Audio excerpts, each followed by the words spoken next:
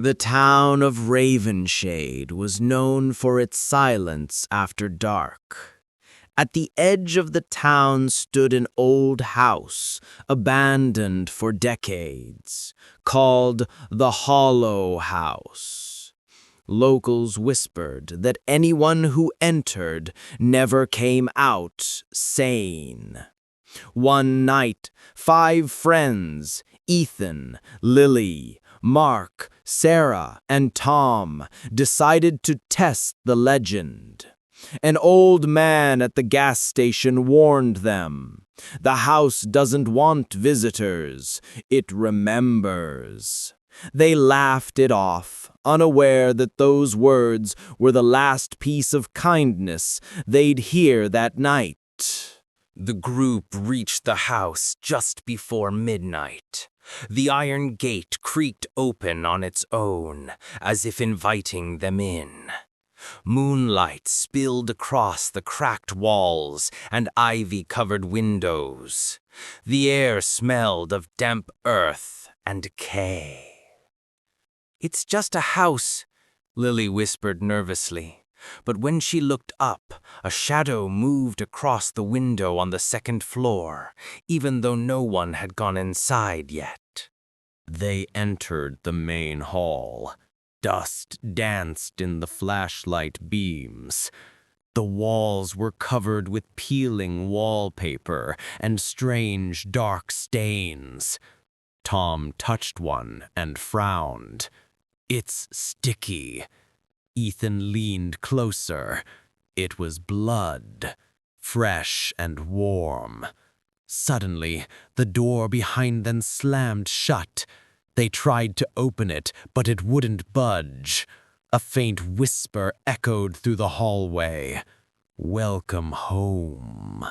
On the staircase, old portraits hung crookedly. The faces in the paintings seemed too lifelike, with eyes that glistened under the light. As Sarah walked by, one of the portraits, a woman in a red gown, turned its head slightly toward her. She screamed and dropped her flashlight. When the others looked, the portrait was back to normal, but a new smear of blood now streaked across the woman's painted mouth.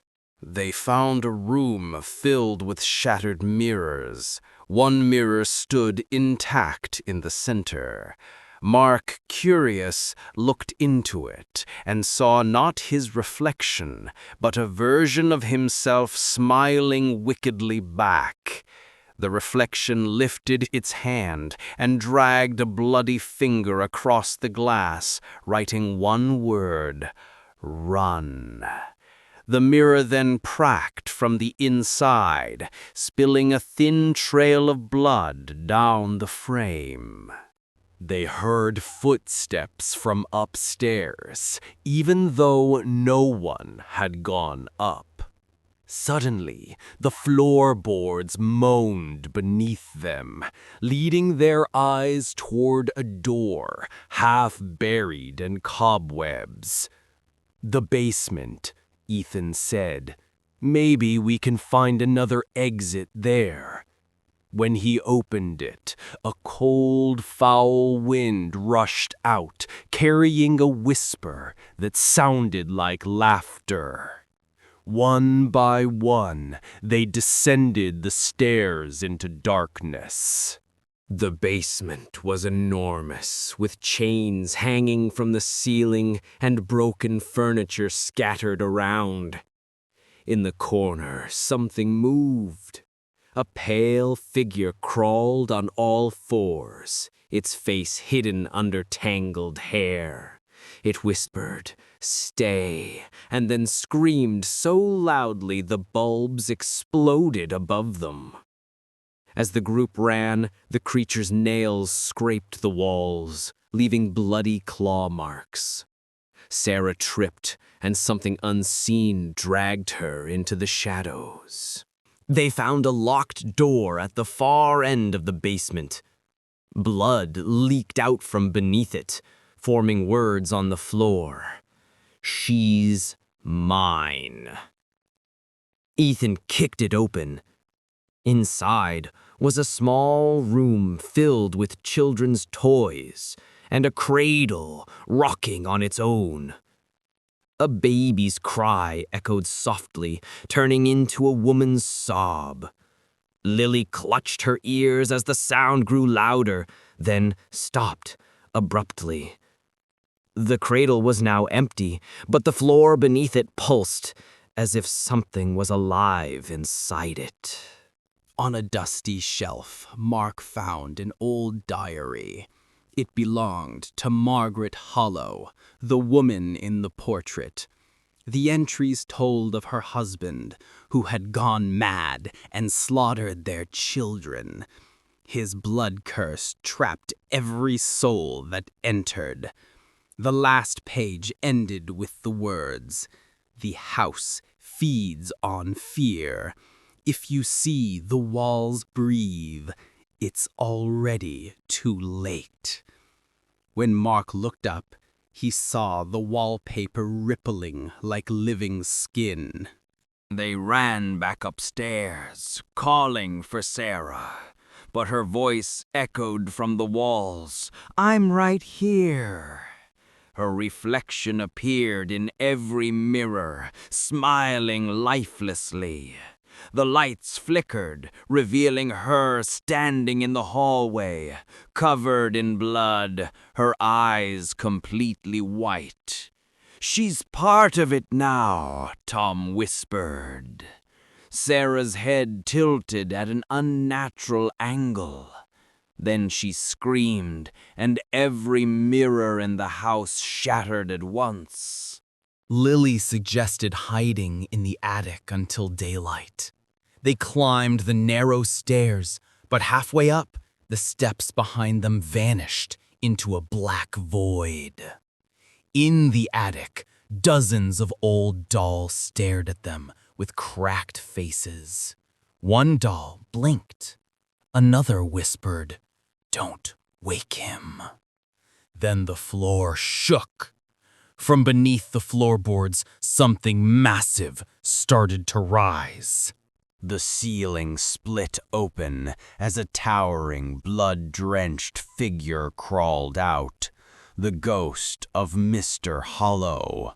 His eyes glowed red, his mouth stitched shut.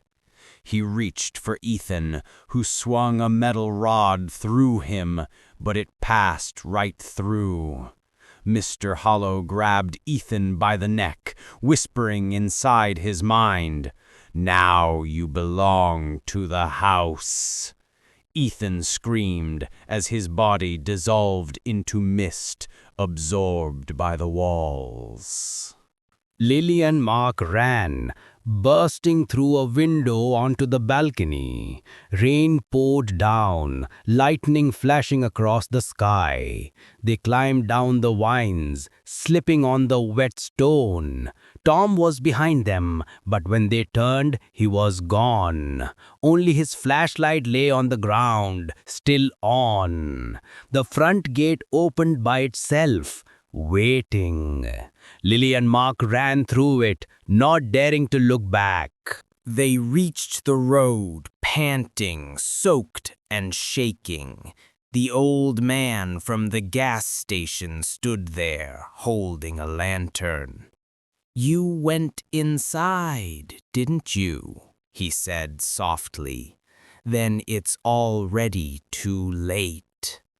Behind them, the house's lights turned on one by one, even though it had no electricity. Lily cried, "We escaped!" The old man shook his head. "No one ever leaves the Hollow House, not really." Morning came. Police found the car parked outside the house, doors open, keys still inside, but no one around. Weeks later, new tenants moved into an apartment across town. One night, the woman unpacking boxes caught her reflection in the mirror. But another figure stood behind her. A pale woman with white eyes, blood dripping from her mouth. The mirror whispered, "Welcome home, Lily."